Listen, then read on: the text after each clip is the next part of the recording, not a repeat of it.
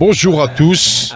Aujourd'hui, nous allons parler d'un sujet pratique qui est la régularisation des personnes de nationalité vénézuélienne. Et c'est sûr que les Vénézuéliens ont une procédure spéciale et beaucoup plus avantageuse lorsqu'ils demandent une protection internationale pour des raisons humanitaires. Et de nombreux pays ont accepté la recommandation du HCR et selon laquelle les Vénézuéliens devaient bénéficier d'une protection internationale et pour des raisons humanitaires en raison de la crise que traversait le pays, vu le besoin extrême de ses ressortissants vénézuéliens. À la suite de cette recommandation, l'État espagnol, pour une question de mon point de vue politique, qui peut changer à un moment donné, donne la préférence aux Vénézuéliens lorsqu'ils demandent une protection internationale. Ce que nous allons voir ici, c'est comment est cette préférence en réalité. Comment cela se fait-il et comment doit-on le faire correctement? La première chose est de demander le rendez-vous. Ce premier n'est pas pour la demande de séjour, c'est simplement pour nous accorder un premier rendez-vous afin de demander une protection internationale.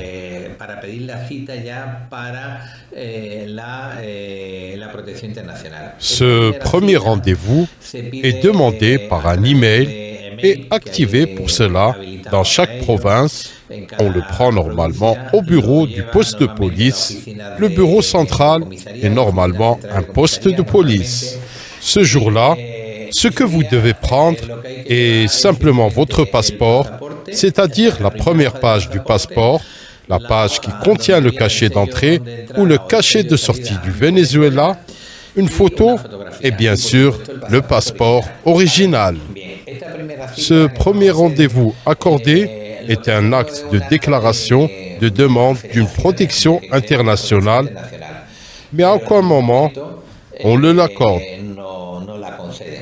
Ce qui se passe, c'est que ce simple récépissé de candidature obtenu, en quelque sorte, entre guillemets, signifie que vous n'êtes plus en situation irrégulière. Ça veut dire que la police ne peut pas vous arrêter et ni vous faire un dossier d'expulsion. Le rendez-vous suivant prend malheureusement du temps, dépendant des dates de l'année et de nombreux problèmes. Il y a des moments où cela prend jusqu'à 1 an. Normalement, cela prend quelques mois. Lors de ce deuxième rendez-vous, et c'est le plus important, on fait une déclaration, vous demandant la raison pour laquelle vous faites une demande d'une protection internationale. On vous demande aussi par quel pays ou comment vous êtes entré au pays. La réponse à cette question est très importante car suite aux accords internationaux, le premier pays d'arrivée après avoir quitté le Venezuela est le pays qui doit fournir la protection internationale. Cela signifie que lorsqu'on quitte le Venezuela par la Colombie ou le Pérou, on ne peut pas demander une protection internationale en Espagne. C'est très important. Ce deuxième rendez-vous est le plus important. On doit apporter une photo ou quelques photos et le reçu de la déclaration de la première date que nous avons faite, dans laquelle nous avons déclaré que nous voudrions cette protection internationale. Et là, lors de cet entretien, on vous prend vos empreintes digitales et vous donne un numéro NI qui vous sera attribué pour toujours. On vous donnera un numéro de dossier. Cet entretien est très important. À partir de là, les délais commencent. On appelle ça normalement la carte blanche.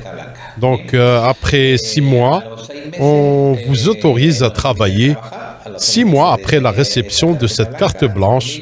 Elle est renouvelable après 9 mois. On parlait toujours depuis le rendez-vous au cours duquel on prend vos empreintes digitales et on dit que le deuxième rendez-vous au cours duquel on vous donne cette carte blanche qui porte notre photo, le numéro de dossier et un numéro attribué au numéro NIE. À partir de ce moment, on commence à calculer la date, 6 mois pour pouvoir travailler et 9 mois pour le renouvellement. Normalement, et c'est là l'avantage des ressortissants vénézuéliens, au cours de ces 9 mois, on vous accorde généralement une résidence pour la protection internationale, ce qui signifie qu'on vous accorde le TIE, la carte d'identité étrangère. Si ce n'est pas dans les 9 mois, dans le deuxième renouvellement qui est généralement après les 9 autres mois et après 1 an, on peut demander la résidence si vous travaillez ou vous disposez de moyens financiers suffisants. Il y a beaucoup d'avantages. Eh bien, c'est la différence fondamentale que les Vénézuéliens se voient généralement accorder la résidence pour des raisons humanitaires. C'est une résidence annuelle et chaque année, elle est renouvelée pour des raisons humanitaires. Tant que la politique du gouvernement ne changera pas, cela continuera. Je recommande toujours, dans la mesure du possible, de quitter la protection internationale et aller vers le régime général, c'est-à-dire votre propre résidence du moment que vous avez un travail et des moyens économiques. C'est beaucoup plus avantageux. Cela peut se faire 1 an après avoir eu la résidence pour la protection internationale et le TAI. La résidence n'est pas soumise aux changements politiques ni au bureau de l'immigration. Il n'y a pas de risque qu'elle ne soit pas renouvelée de manière subjective ou arbitraire. J'espère qu'on a pu vous servir.